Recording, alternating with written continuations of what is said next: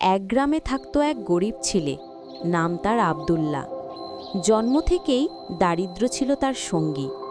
দিনের বেলা সে ক্ষেত খামারে কিংবা মানুষের ঘরে কাজ করত, আর রাতে ক্ষুধার্ত পেটে মা বাবার সাথে আল্লাহর কাছে দোয়া করত। প্রতিদিন যখন সে কাজ শেষ করে ঘরে ফিরত, তখনও ঘরে খাবারের অভাব, কিন্তু তার মুখে অভিযোগ শোনা যেত না। সে সবসময় বলতো, আল্লাহ আমার রব, তিনি যা দিবেন আইনের জন্য সর্বোত্তম। একদিন গ্রামের এক ধনী লোক তাকে বলল, তুমি তো সারাদিন খেটে মরছ, অথচ কিছুই অর্জন করতে পারছ না। আল্লাহ যদি তোমাকে ভালোবাসতেন তবে তুমি গরিব হতে না। আব্দুল্লাহ শান্তভাবে হাসল। সে বলল, দুনিয়ার অভাব আমার ঈমানকে নষ্ট করতে পারবে না।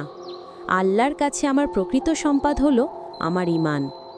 দিনের শেষে যখন সে ক্লান্ত শরীরে ঘরে ফিরল, মা তাকে জিজ্ঞাসা করল, বাবা, আজ কিছু উপার্জন হলো?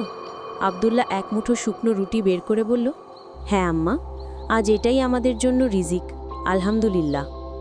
মা চোখ ভরে কান্না করল, কিন্তু তার ছেলে মাথা উঁচু করে নামাজ পড়তে দাঁড়িয়ে গেল।